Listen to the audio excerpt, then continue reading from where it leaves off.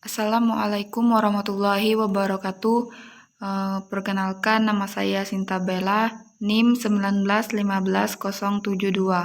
Baiklah, di sini saya akan memaparkan presentasi proposal saya yang berjudul Upaya Guru Bimbingan Konseling dalam Menangani Pergaulan Bebas di SMA Muhammadiyah Tobuali.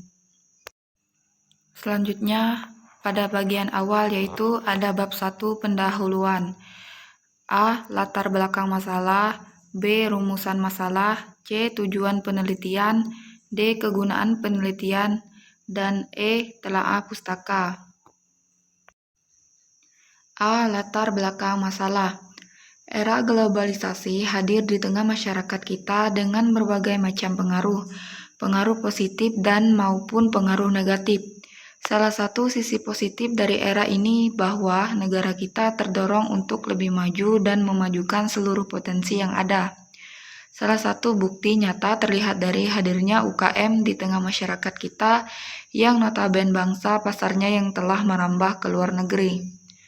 Pergaulan bebas mengarah pada kasus seksual sebelum waktu atau di luar nikah memiliki dampak negatif secara psikologis, sosial, dan akademis bagi generasi muda yang melakukannya.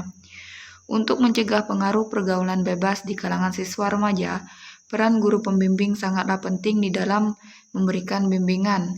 Menumbuhkan penalaran siswa, bimbingan merupakan bagian integral dari program pendidikan di sekolah yang sasarannya adalah memberikan bantuan psikologis dan kemampuan secara ilmiah. Jadi, penelitian ini ingin mengkaji lebih jauh tentang bagaimana peran guru bimbingan konseling dalam menangani masalah pergaulan bebas di kalangan siswa SMA Muhammadiyah Tobuali. B. Rumusan masalah. Berdasarkan latar belakang di atas, masalah dalam penelitian dapat dirumuskan sebagai berikut, yaitu yang pertama, apa saja bentuk penyimpangan pergaulan siswa di SMA Muhammadiyah Tobuali. Yang kedua, bagaimana pelaksanaan pembinaan pergaulan kepada siswa di SMA Muhammadiyah Tobuali. Dan yang ketiga, bagaimana peran guru bimbingan konseling dalam menangani masalah pergaulan bebas di SMA Muhammadiyah Tobuali. C. Tujuan penelitian. Berdasarkan rumusan masalah, maka penelitian ini bertujuan untuk: pertama, untuk mengetahui bentuk penyimpangan pergaulan siswa di SMA Muhammadiyah Tobuali. Yang kedua, mendeskripsikan pelaksanaan pembinaan pergaulan kepada siswa di SMA Muhammadiyah Tobuali. Dan yang ketiga, mendeskripsikan peran guru bimbingan konseling dalam menangani masalah pergaulan bebas di SMA Muhammadiyah Tobuali. D. Kegunaan penelitian. Penelitian ini diharapkan dapat memberikan kontribusi baik secara teoritis maupun praktis dalam program prioritas bimbingan konseling. A. Manfaat teoritis. Yang pertama, penelitian ini dapat menjadi salah satu referensi tentang pentingnya bimbingan dan konseling sekolah dalam mengatasi masalah pergaulan bebas, dengan harapan bahwa setiap permasalahan yang berkaitan dengan siswa minimal dapat terselesaikan dan terbantu. Yang kedua, memberikan khazanah keilmuan dalam penerapan penanganan kasus-kasus siswa secara dini, yaitu dengan cara melakukan bimbingan konseling, wawancara persoalan siswa yang dihadapinya, serta kemudian mendeteksi kasus secara lebih tepat sesuai tahapan yang akan dicapai. Manfaat praktisnya, yaitu yang pertama, penelitian ini dapat memberikan informasi serta masukan bagi para pengambil keputusan kebijakan dan guru bimbingan dan konseling sekolah mengenai program apa saja yang penting untuk menangani kasus pergaulan ini. Yang kedua, meningkatkan pengetahuan dan pemahaman akan pentingnya bimbingan dan konseling ini bagi siswa, terutama bagi mereka yang mengalami masalah dengan perilakunya terkait dengan pergaulan bebas. E. Telaah pustaka. Telaah pustaka merupakan bagian yang berisi uraian tentang data sekunder yang diperoleh dari jurnal-jurnal ilmiah atau hasil penelitian pihak lain yang dapat dijadikan pertimbangan. Hal yang perlu dijelaskan pada telaah pustaka ini adalah penyebutan beberapa referensi yang membahas masalah yang terkait tentang masalah yang akan dibahas, yaitu pergaulan bebas.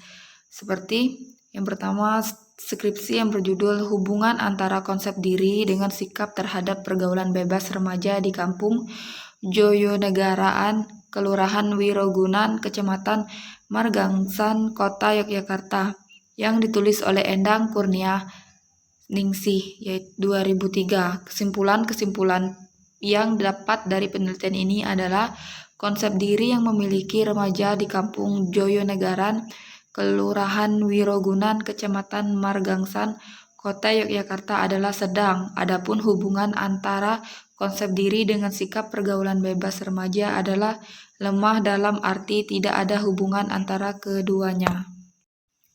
Selanjutnya, bab 2. Kerangka teoritis, yaitu A. Bimbingan konseling, pengertian dan ruang lingkup bimbingan konseling.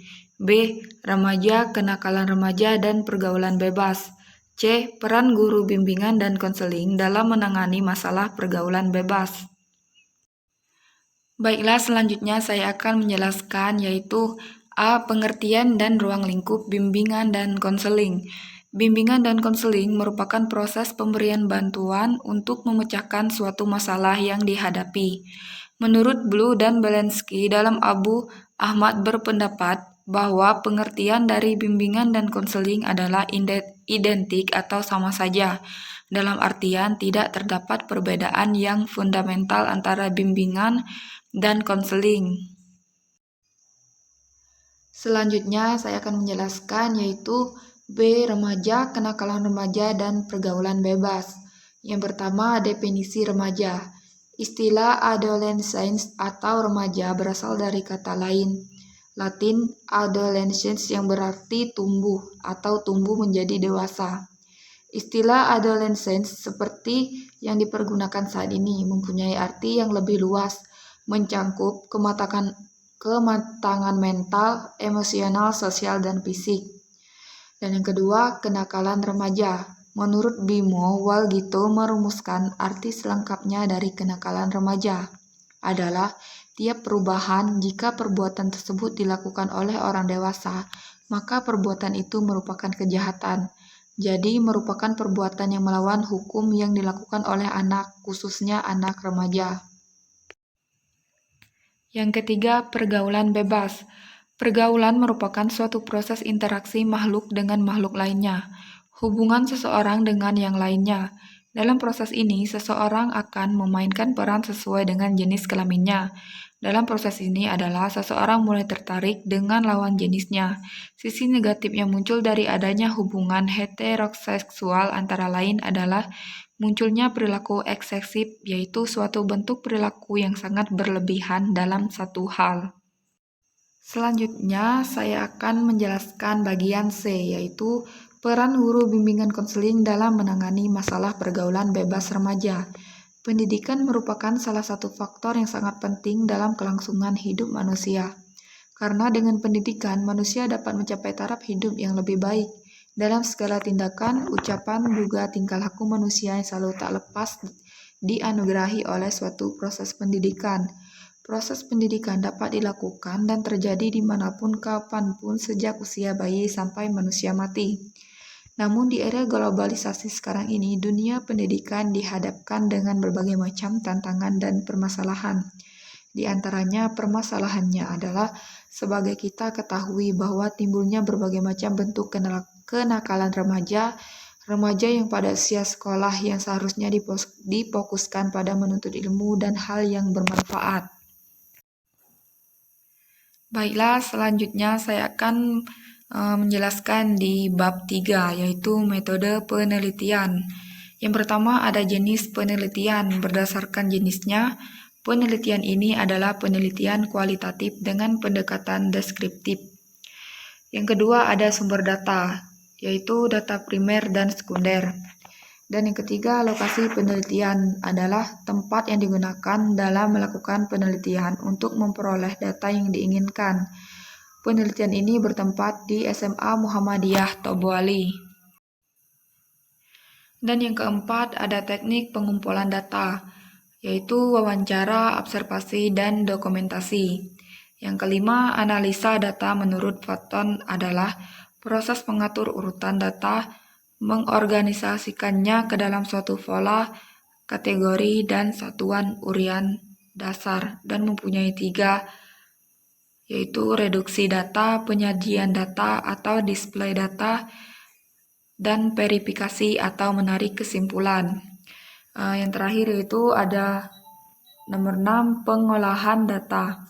Pada penelitian ini, peneliti menggunakan teknik pembahasan induktif dan deduktif untuk menghindari pelebaran makna dan juga agar tidak menjauh dari pembahasan.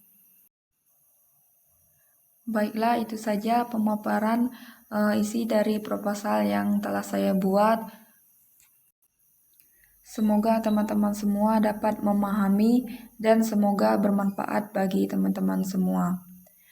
Baik, saya tutup. Wassalamualaikum warahmatullahi wabarakatuh. Terima kasih dan jangan lupa like, comment, and subscribe ya. Oke.